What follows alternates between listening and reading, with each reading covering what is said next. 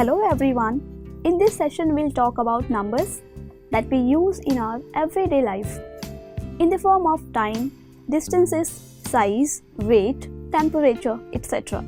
And in mathematics, all these numbers can be represented on a number line, so they are called as real numbers.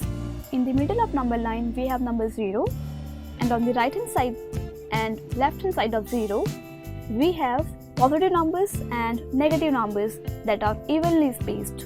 These negative numbers, 0 and positive numbers which are without fractions on number line, they are called as integers. So, positive numbers are called as positive integers and negative numbers are called as negative integers. Positive integers are also known as natural numbers. And if we take 0 with only positive integers, they are again called as whole numbers. So we can also say that negative integers and whole numbers are together called as integers. Now these positive integers are further classified into prime numbers and composite numbers. Positive integers which has exactly two divisors, that is the number 1 and the number itself, are called as prime numbers.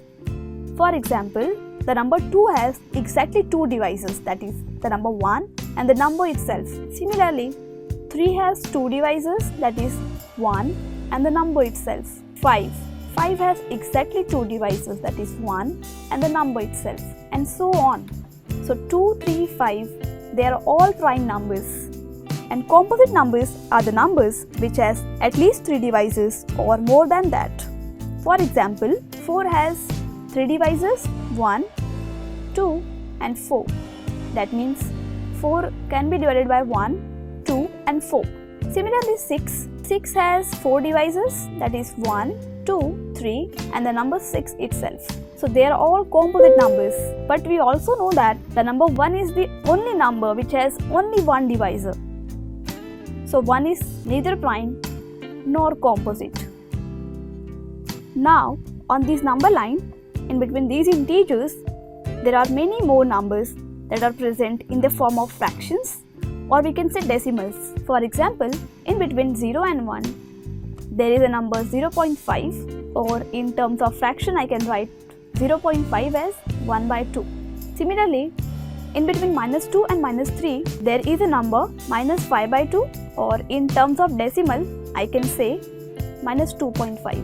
These fractions are called as rational numbers.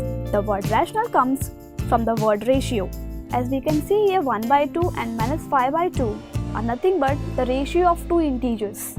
So they are called as rational numbers. And note that every integer is also a rational number, as we can write the integer 0 as 0 by 1, 1 as 1 by 1, 2 as 2 by 1 and so on. And we also know that rational numbers can be written in the decimal form, and this decimal form can either be terminating or non-terminating.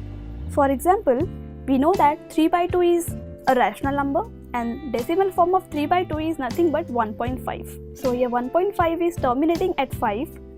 So this is called as terminating decimal form of 3 by 2.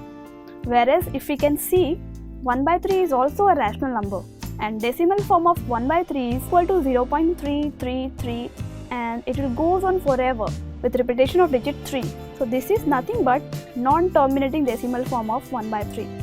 So this was all about rational numbers, which can be expressed as ratio of integers. But there are also some numbers which can be written as ratio of integers.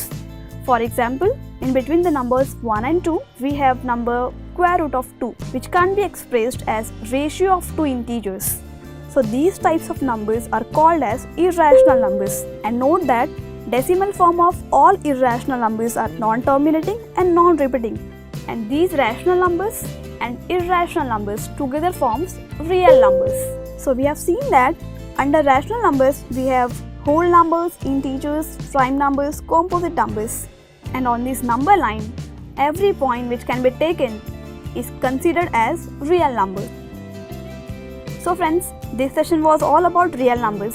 In the next session we'll learn about properties of positive integers.